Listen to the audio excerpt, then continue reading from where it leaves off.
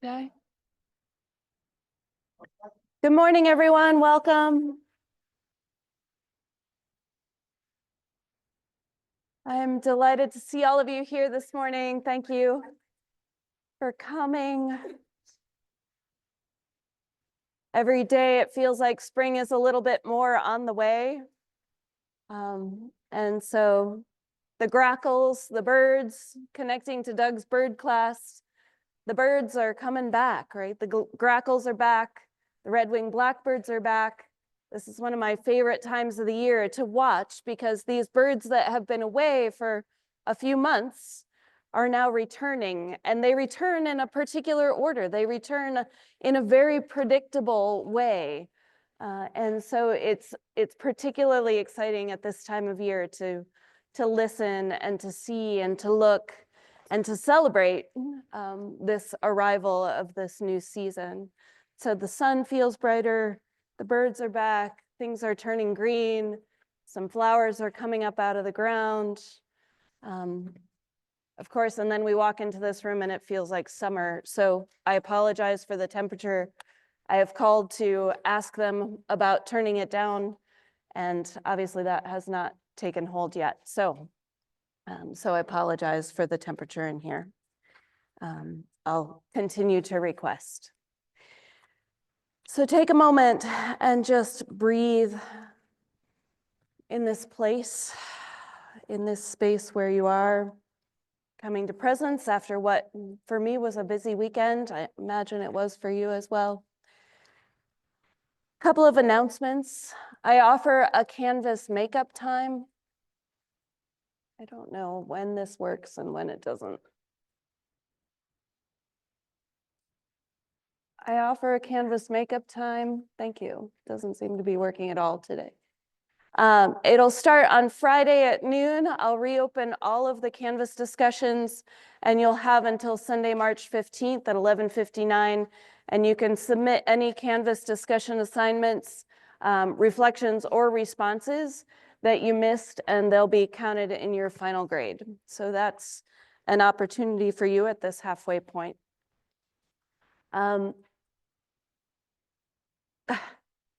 This is the extra credit movie that will be shown tonight, Kiss the Ground. It's a stellar flick, connecting lots of things that we talk about here in BiSci. So I hope that you can make it and have a good conversation with Christine. Here is your assignment for this week, or an example of your assignment. This is a concept map. And the assignment in your journal this week is to tape together 3 pieces of paper so that you have this big thing. Yours will look more like this, right, with taped pieces of paper, and then circles and lines and connections. So as you read through the chapter, you're going to be writing down concepts, you're going to be writing down things that are happening in the world. You're going to be writing down all of where things fit together. I am a concept map fanatic, I would say, and I use concept maps. I find them to be very useful. So for instance, if there's a particular area of my life that feels stressful, I make a concept map. Like, what are all the pieces that are connected to this one thing that feels stressful? So that then I can see it. I can see it all laid out. I can see the connections. I can see where potentially connections are that might make things better. And so concept maps I find to be quite useful for study purposes like this, but then also for just journaling, for life. It's a different way of laying information out on a page. And so I hope that you also find the concept map to be a useful assignment, maybe something that you can carry over to use for studying in other classes as well, or studying about your own being. So today we're making these connections, more connections about us, right? About our planet, about the other beings that are here on the planet with us. This photo was taken by William Anders in December of 1968. It's called Earthrise. And it demonstrates just this beautiful blue planet that we live on, the ocean. In our planet's first 500 million years or so, as torrential rains submerged incipient land masses, Earth was a true water world, entirely covered by the early ocean, except for a few volcanoes that stuck up as islands in that grand ocean. And at first, the ocean may not have been particularly salty. Over time, wind and rain and ice and surf weathered the thickening continental crust, and that freed those minerals and salts and made the ocean the way it is now, salty, right? It's condensed into what it is today. So this idea is where the ocean, it's like a great vessel where all of these elements come together. And so as we think about the ocean, right? As we think about the ocean, the ebb and flow of the water is not unlike the ebb and flow of our breath. It's not unlike the ebb and flow of day and night, the moon cycles, the in and out, like there are all these rhythms of life on our planet. And we're demonstrating that all the time. Every morning when I coach you to think about your breath, the ebb and the flow of your breath. So I'd like you to consider what is your relationship with the ocean. How do you feel about the ocean? Take a moment to think about it and then talk to your partner. Talk about the ocean.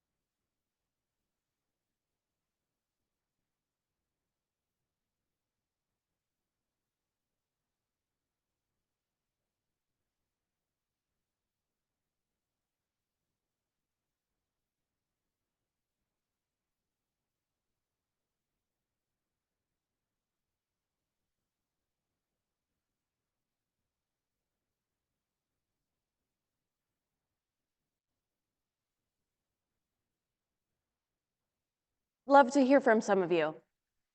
Microphones are out. What about the ocean? Yep, great.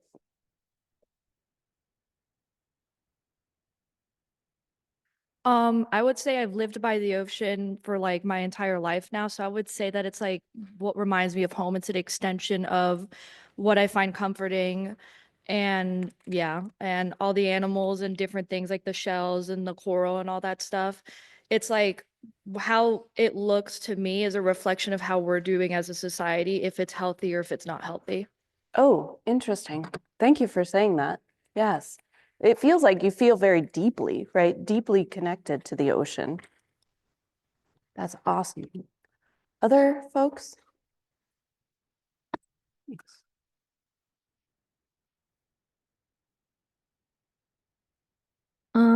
I love the ocean. I have it tattooed on me. I live down the shore all summer and it reminds me of my mom. But I was telling my partner that I hate jellyfish and that's the only part of the ocean that I think is terrible. So some of the creatures of the ocean are not the favorite, but it's enough so that you have it on your body. That's pretty cool. I do too. Yes. My relationship with the ocean, I remember when I was younger, I used to look into like the vastness of how like, you know, empty it was and look at like the horizon and see nothing. Yeah. And that used to be super scary for me. But I think now that I'm a little bit older, I kind of find that it's really cool because it's beyond there is more people and more land, and I think that's kind of like a cool interconnectedness with the ocean. Oh, so sweet. I love that. Yes. Anyone else? Ocean connections? Thanks, Zach. I was gonna say we were talking about like I really appreciate like the ocean and I'm like obsessed with like learning about it and stuff like that. Like I was excited to see this when I came in today, but like I don't love swimming in the ocean. Like I love learning about it and I'm very fascinated with like ocean creatures, but I don't love swimming in it. Being It's a in little it. scary. Yeah. It is a little scary, and partly because you know that all those other beings are sharing that space. At least for me, that's true. Yeah.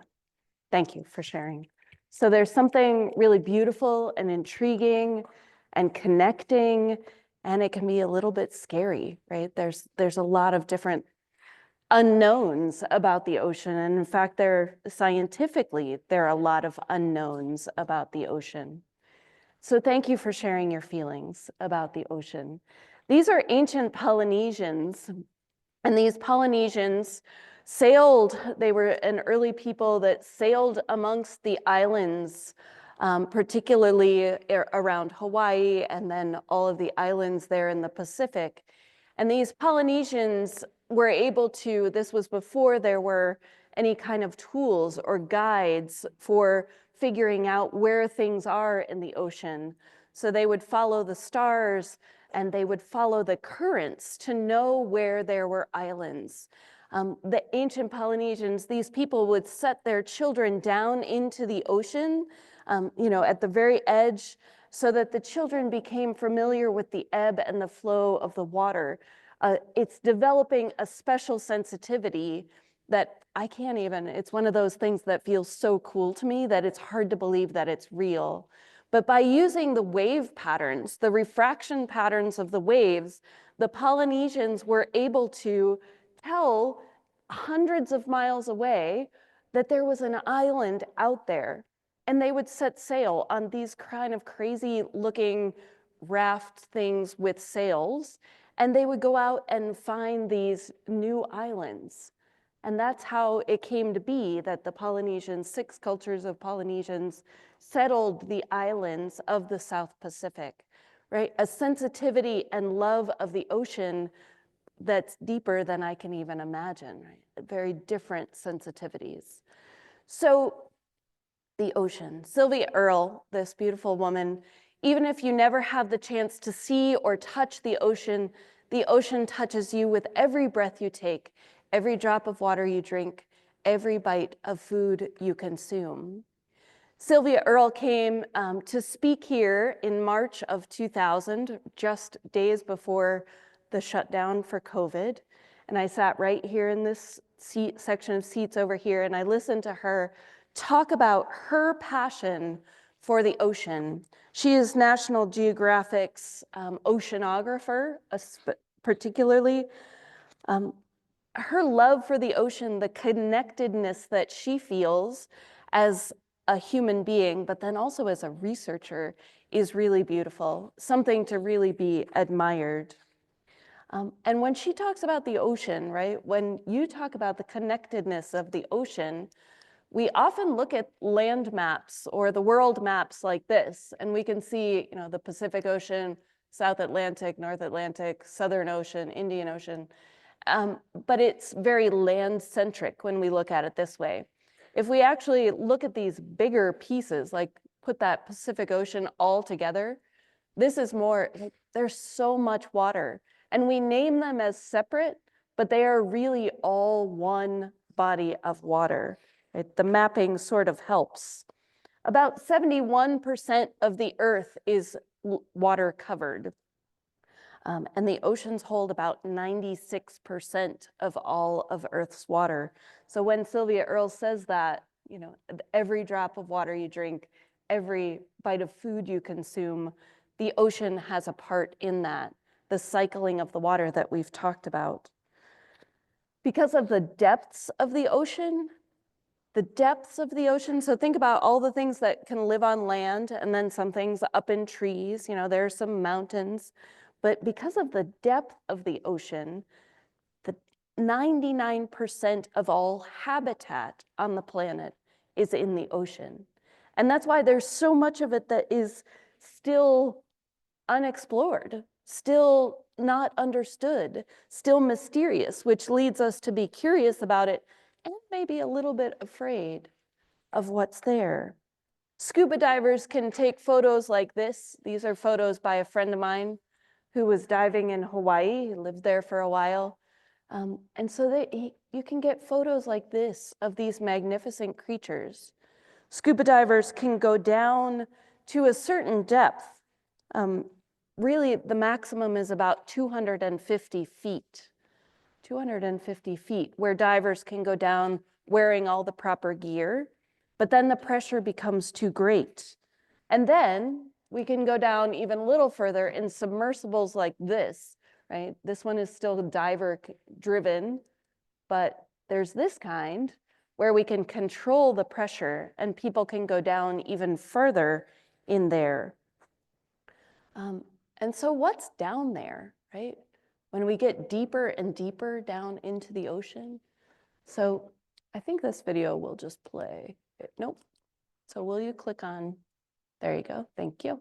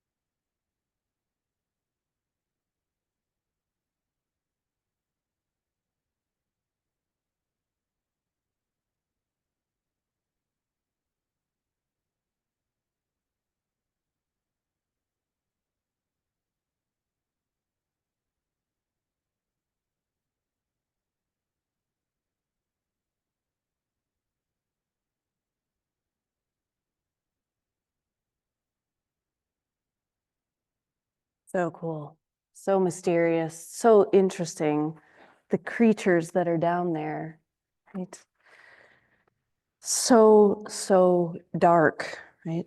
At 500 feet, there's no light and the pressure is enormous. The creatures who live at these great depths do not have air in their bodies like swim bladders that fish have that live higher up or closer to the surface. But without air in their bodies, the pressure problem is solved. So things like crabs and octopus and worms and limpets and clams and these crazy looking things, I don't even know what family they're in, right, are found in the depths of the oceans. For 4.5 billion years, the ocean defined Earth. Ocean defined Earth, all the life in the ocean, from the microbes to the phytoplankton, to the fish and the whales and the octopus, the crabs. It's like an orchestra just playing away, right? Everything in harmony. The ocean has been this great stabilizing factor for nature. And today, it's different. Humans are now defining the ocean, creating some discord rather than the natural harmony that's there. So there are these currents, the warm currents and the cold currents. The warm ones are the orange, and then the blue ones are the cold. And they're always moving in the planet based on where the temperature, the equator, right, going across.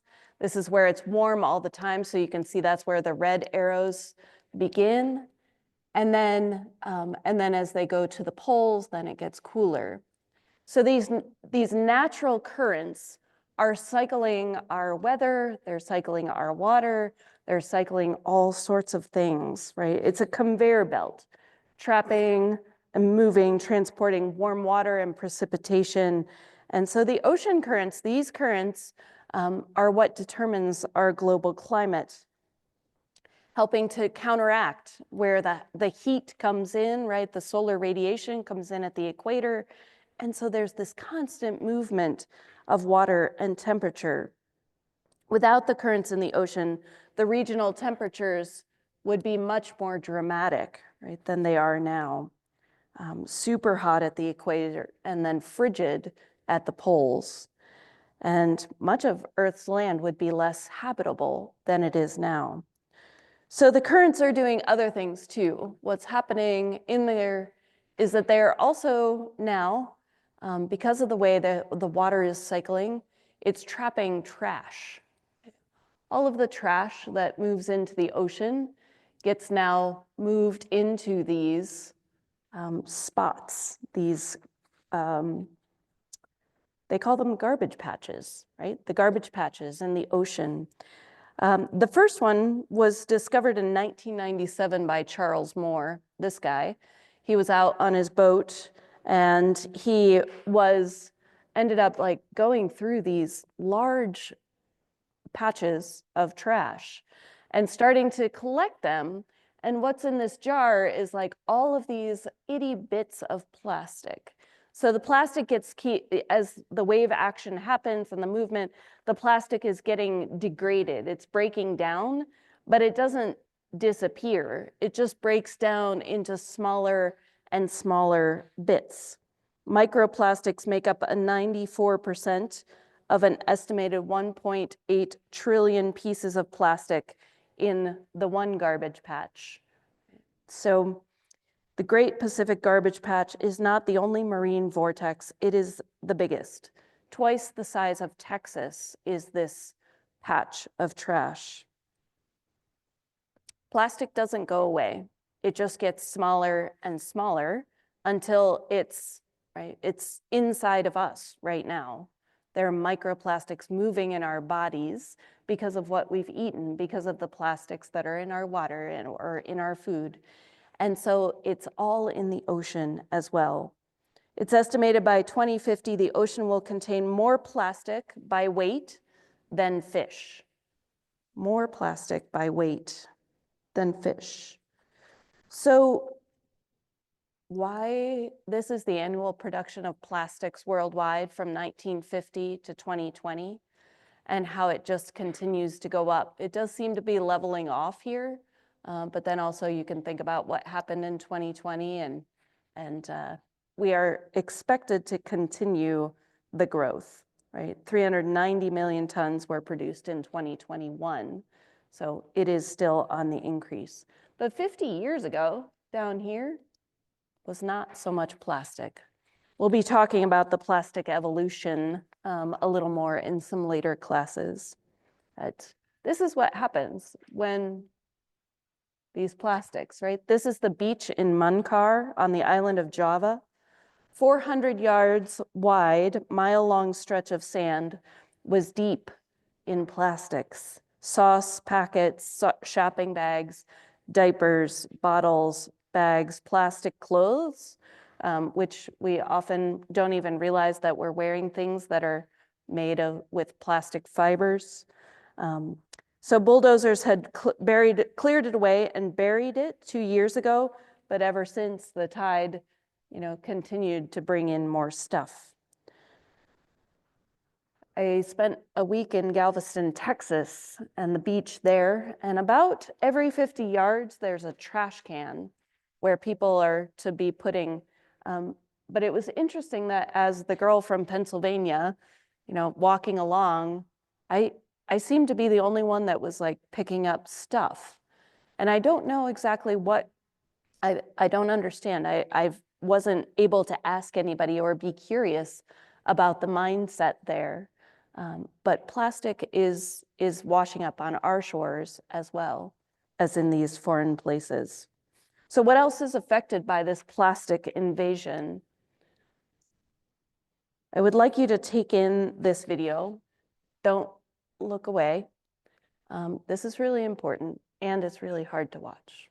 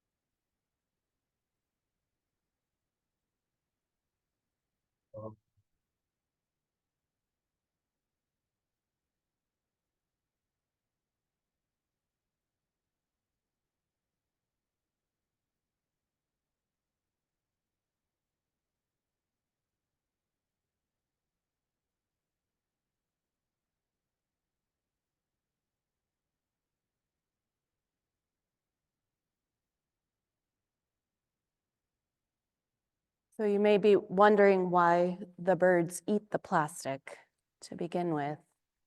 Right? Well, as plastic is in the ocean, it releases a sulfuric scent, which is a trigger for the seabirds to forage. So it smells like food. So they're taking it in. It's the same smell that's released by algae when it's eaten by krill, which is a favorite food of the seabirds. An estimated 90% of seabirds ultimately, eventually eat plastic, swallow plastic. So that helps us to understand what's going on. For a long time, researchers didn't understand why they were taking it in to begin with.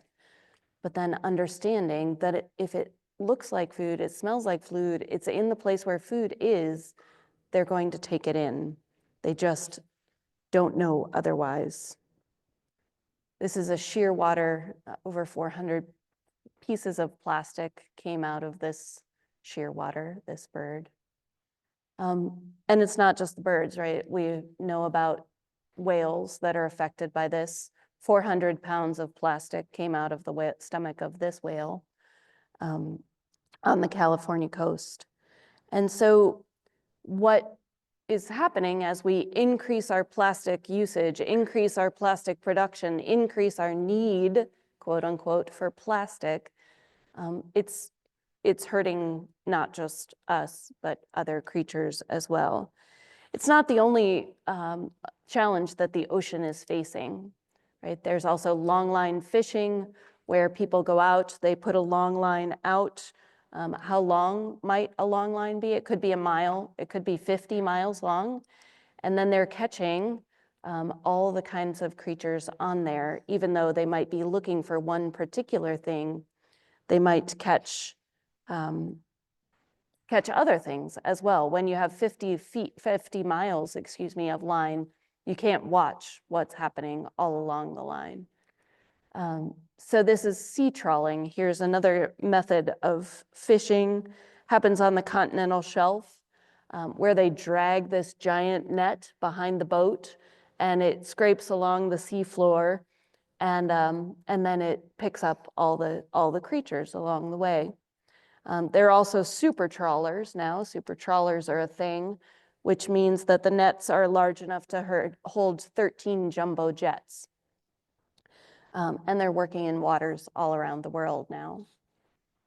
So satellite imagery reveals that those trawling lines where the nets have dragged upon the bottom of the ocean, you can see those lines from space. They're so cut into the bottom. They've cleared away everything in their paths.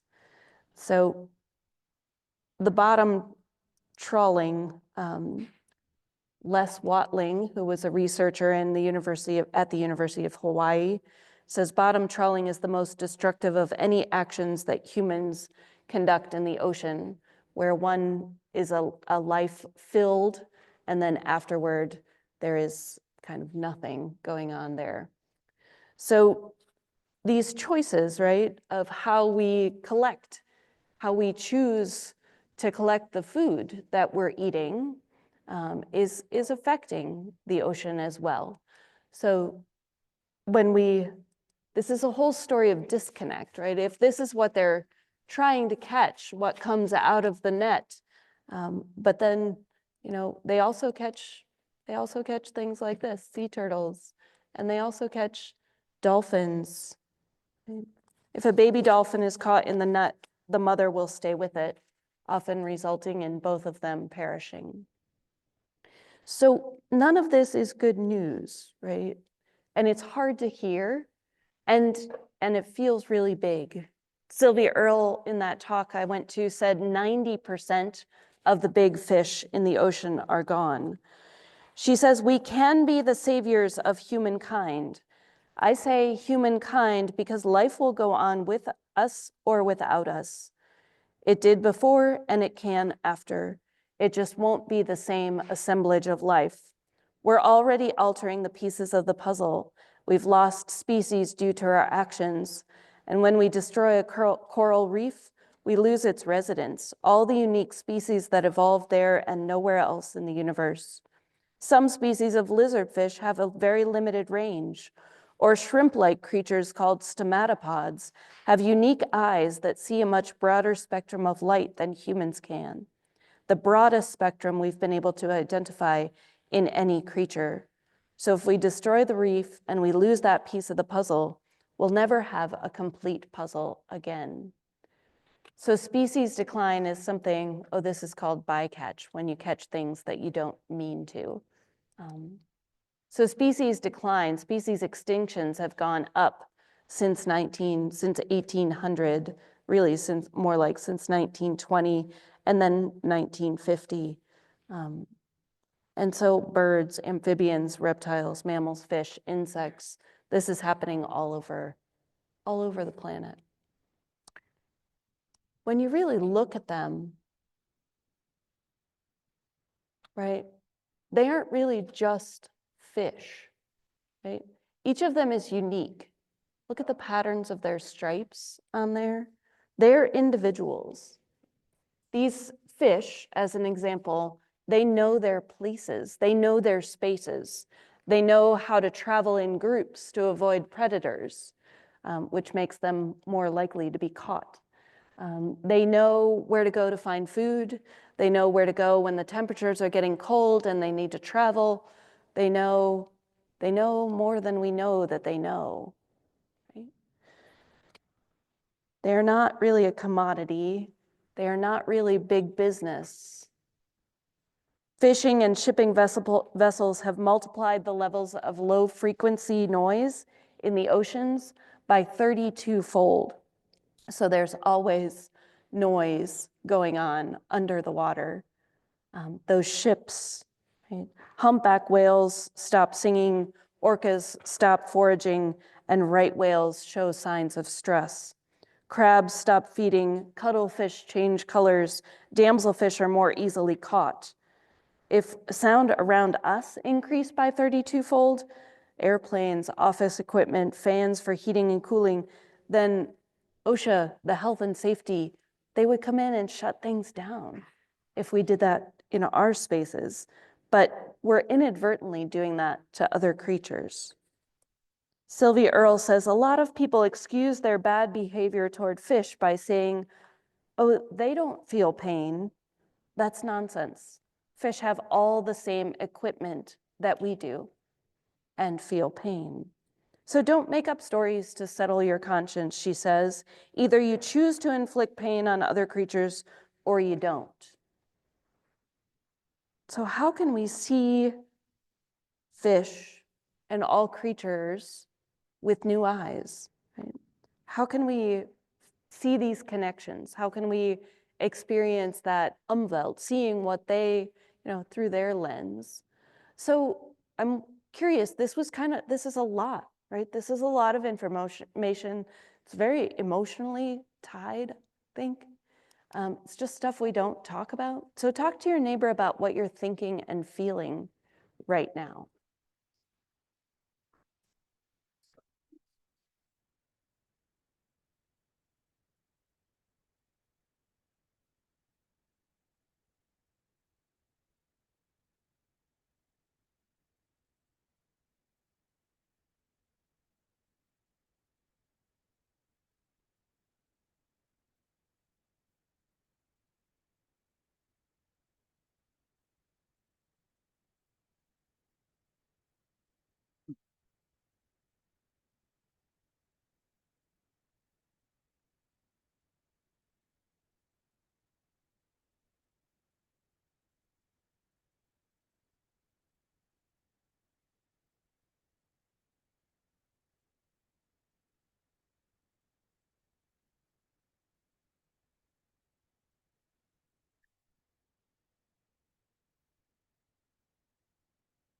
Does anybody care to speak to this question?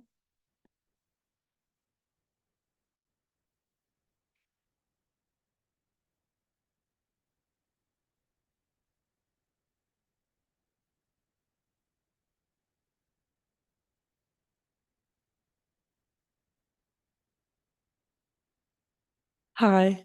Hi. I think one of the biggest things for me was that I didn't realize like how bad it was from like what you see like up in space. Like that was really like an eye opener for me. I don't personally eat seafood, so I know like I don't have as much of an impact on like the consumption of like products from the ocean, but I feel like that could convert other people to like when you see something like that, like you might want to like pull back. Yeah. I have eaten very, very little seafood since Sylvia Earle told me.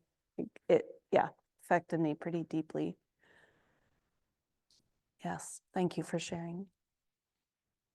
I took last year, I took a marine biology class in high school, and we talked a lot about like these massive corporations kind of taking advantage and like the difference between like eating, like people have been eating fish forever, and like it's a normal, not Yes. like normal, and like it's healthy for the human population, but there's a big difference between that and we watched this documentary about like the coast of Japan and their like massive industries, and they were very secretive and very illegal and making like millions and millions of dollars, but like destroying the um like ocean population there. And like it was just very eye-opening because I knew like the basics before then, but like watching that and like taking that class was just very eye-opening, and it like reminds me a lot of what we've been talking about today. Mhm. Yeah, thank you for sharing, making connections.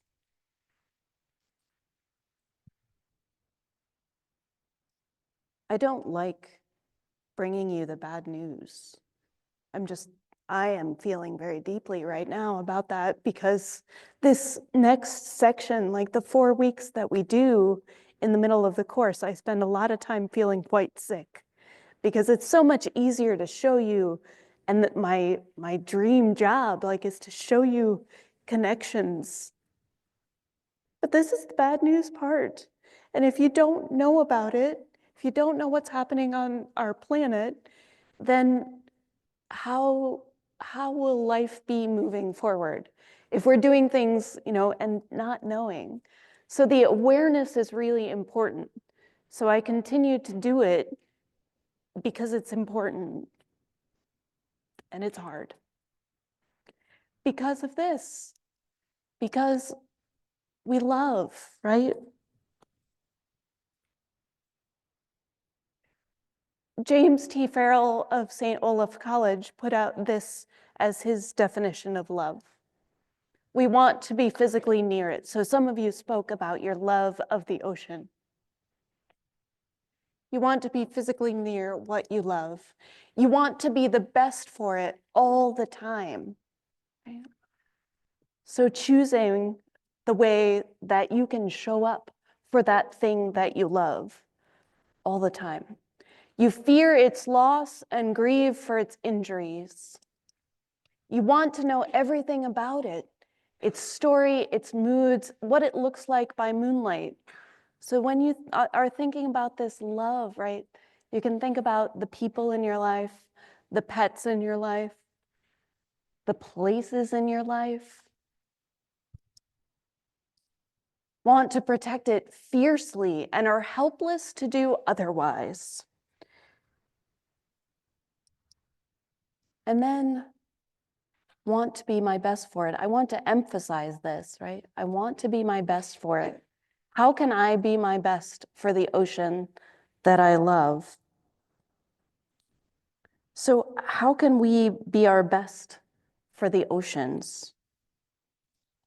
Take a moment and chat about that with your neighbor.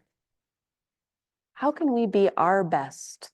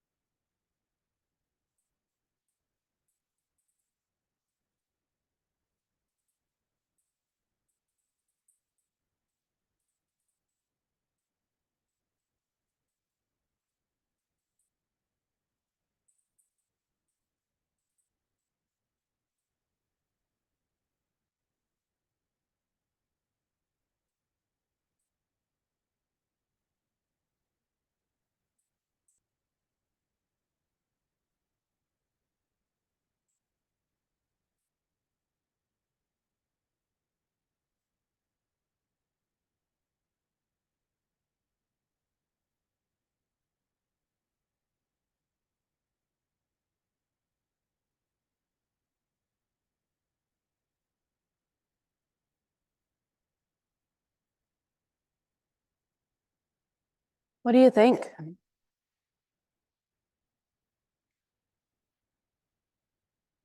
What do you feel? What do you intuit? How can we be our best for the ocean? Oh, sorry, go.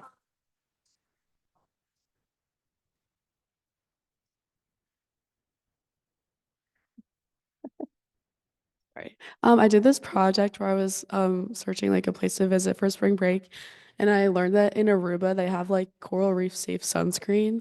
So I thought that that's what this reminded me of, like being your best, like so that the ocean doesn't suffer as much. Yeah, that's great. And that's true. You can get it outside of Aruba. You can get it anywhere. Because that sunscreen, the chemicals that we put on our bodies to protect ourselves from the intensity of the sun, those wash off and into the ocean and can do harm. So they call it reef safe sunscreen. And so, yes, a good option and not challenging, not a hard one. You can find it most anywhere. What else?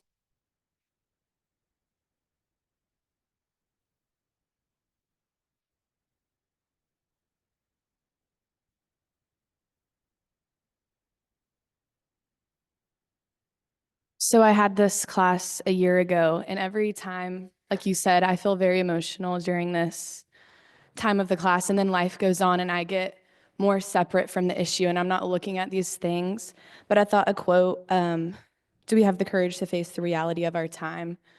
was really interesting because I think a lot of people might not even know where to look for the problem, but also they're definitely not choosing to look at the reality of their actions, myself included. So yeah, I'm That's feeling hard. just a lot of things.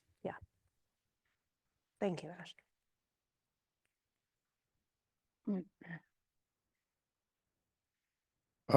Hi. My partner and I just talked about like obviously there's stuff that we can do as individuals like the sunscreen or maybe not buying fish products, but on a large scale, like there's really simple stuff that we could just not do, like not dump our plastic into the ocean or these crazy farming methods. And we were kind of just talking about like there will be other repercussions to that, like things that large companies don't really, like that value money might not want to make those decisions, but like it's something that we should push for and it should be on our minds way more. Thank you for saying so. The big challenges, right? Yes. And I'm going to talk more about that in a second. Does anybody else have any other thoughts about love? Hi. Hi. So to help out the oceans back in middle and high school, I used to do a bunch of like beach cleanups, like with Yeah. organizations that do it and like foundations. So that was fun.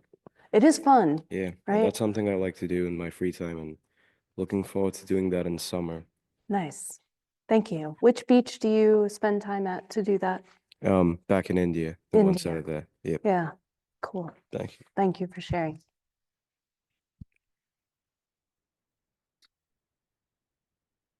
Anyone else? Well, that ties right into what I was going to say next. Thank you for talking about that.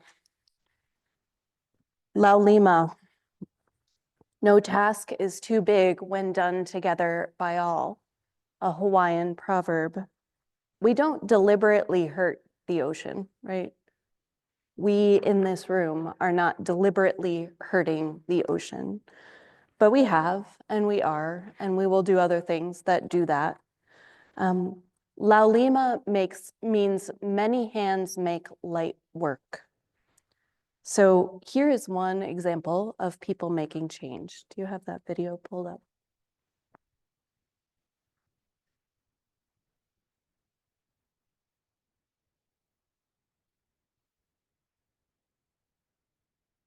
We're going to watch just a moment of it.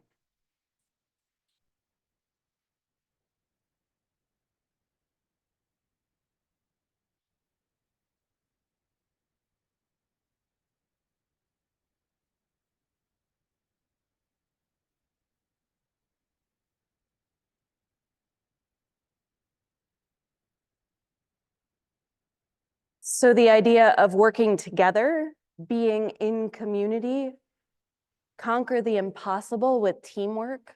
So some of these things about the ocean are not things that we can do alone, and yet we can do as part of a community. The joy of working in community to solve these challenges can be really powerful. And so I encourage you to think about how you can do this, not just for the ocean, but for the communities where you live, right? Where will you go over spring break? What will you choose to do? How will you choose to spend your time? And how could it include making things a little bit better with the people that you're with and as an individual? So this week's question, your discussion topic question, is building on, so we think about these different layers of why. Last week it was why be aware, and this week is why care. It sort of seems like a same question on the surface, but really dive in. I appreciate your time and your caring, and I hope that you have a beautiful day.